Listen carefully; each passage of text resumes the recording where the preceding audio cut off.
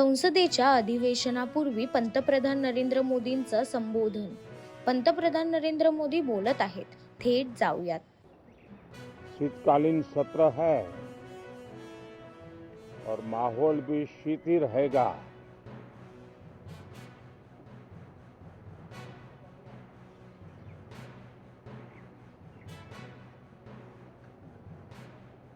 दो 2024 का ये अंतिम कालखंड चल रहा है।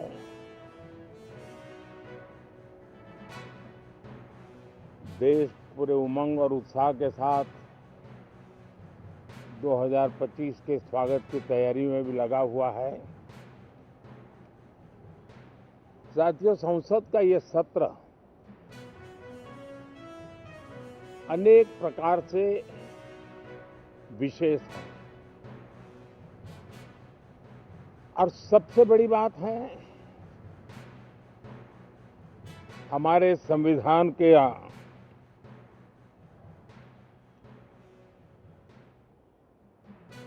75 साल की यात्रा, 75वें साल में उसका प्रवेश, ये अपने आप में लोकतंत्र के लिए एक बहुत ही उज्जवल अवसर है। और कल संविधान सदन में सब मिलकर के इस संविधान के 75वें वर्ष की उसके उत्सव की मिलकर के शुरुआत करेंगे।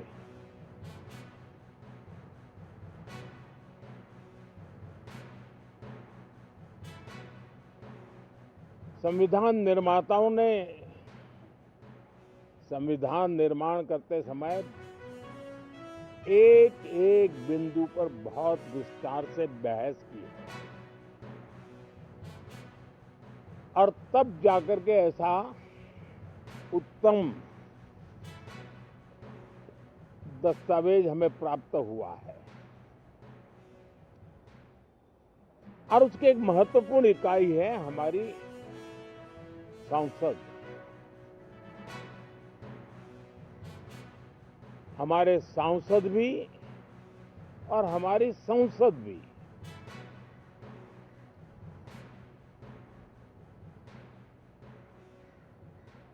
पार्लियामेंट में स्वस्थ चर्चा हो, ज्यादा से ज्यादा लोग चर्चा में अपना योगदान दें। दुर्भाग्य से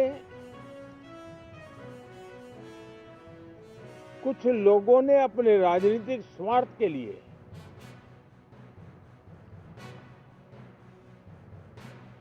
जिनको जनता ने अस्वीकार किया है, वे संसद को भी मुट्ठी भर लोगों के हुड़दंगबाजी से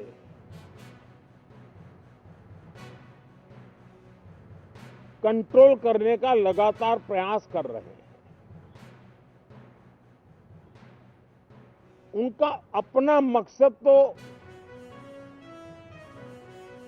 संसद की गतिविधि को रोकने से ज्यादा सफल नहीं होता और देश की जनता उनके सारे व्यवहारों को काउंट करती है और जब समय आता है तो सजा भी देती है।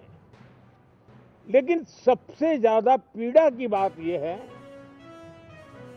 कि जो नए सांसद होते हैं, नए विचार, नई ऊर्जा लेकर के आते हैं और ये किसी एक दल में नहीं, सभी दल में आते हैं। उनके अधिकारों को कुछ लोग दबोच देते हैं। सदन में बोलने का उनको अवसर तक नहीं मिलता है। लोकतांत्रिक परंपरा में हर पीढ़ी का काम है आने वाली पीढ़ियों को तैयार करे, लेकिन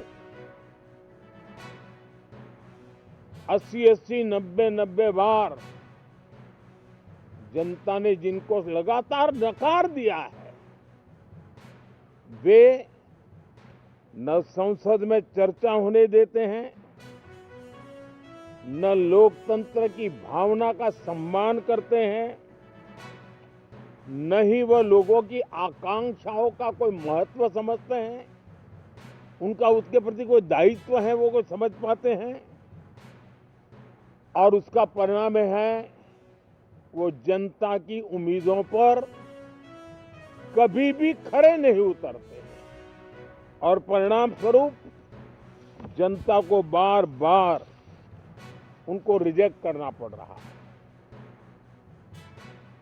साथियों, ये सदन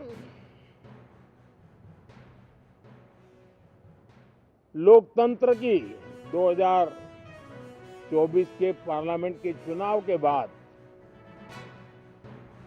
देश की जनता को अपने अपने राज्यों में कुछ स्थानों पर अपनी भावना, अपने विचार, अपनी अपेक्षाएं प्रकट करने का अवसर मिला है। उसमें भी 2024 के लोकसभा के चुनाव के नतीजों को और अधिक ताकत दी गई है राज्यों के द्वारा, और अधिक बल प्रदान किया गया है, और अधिक समर्थन का व्याप बढ़ा है। और लोकतंत्र की यह शर्त है कि हम जनता जनार्दन की भावनाओं का आदर करें, उनकी आशा अपेक्षाओं पर खरा उतरने के लिए दिन रात मेहनत करें। मैं बार बार खास करके विपक्ष के साथियों से आग्रह करता रहा हूं, और कुछ विपक्ष बहुत जिम्मेदारी से व्यवहार करते भी हैं। उनकी भी इच्छा रहती है कि सदन में सुचारू रूप से काम हो, लेकिन लगातार जिनको जनता ने नकार दिया है, वे अपने साथियों की बात को भी दबोच देते थे, उनकी भावनाओं का भी अनादर करते, लोकतंत्र की भावनाओं का अनादर करते। मैं आशा करता हूं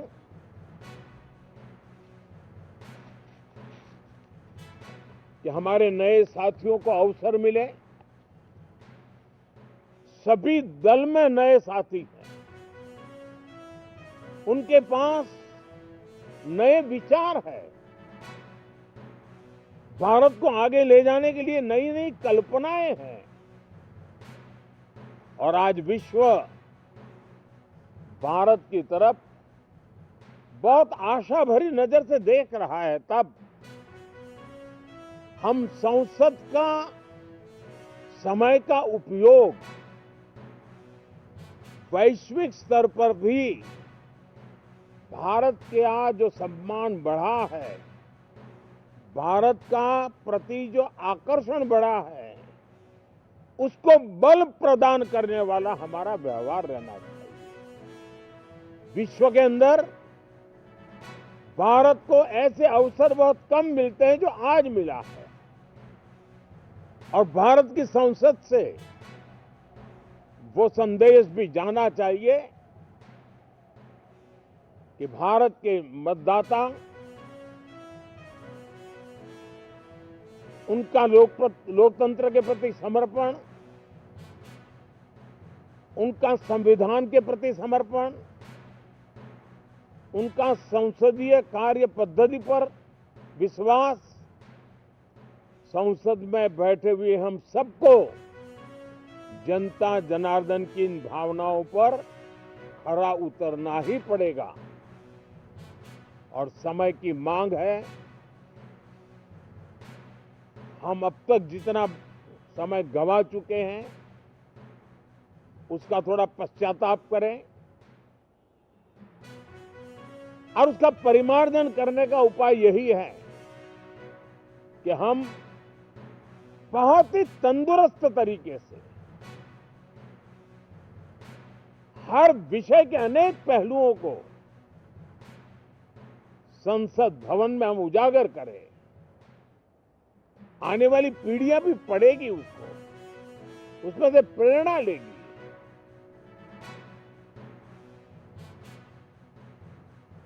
मैं आशा करता हूं कि ये सत्र बहुत ही परिणामकारी हो, संविधान के 75वें वर्ष की शान को बढ़ाने वाला हो, भारत की वैश्विक गरिमा को बल देने वाला हो, नए सांसदों को अवसर देने वाला हो, नए विचारों का स्वागत करने वाला हो। इसी भावना के साथ मैं फिर एक बार सभी माननीय सांसदों को उमंग और उत्साह के साथ इस सत्र को आगे बढ़ाने के लिए निमंत्रित करता हूं, स्वागत करता हूं। आप सब साथियों का भी बहुत बहुत धन्यवाद। नमस्कार।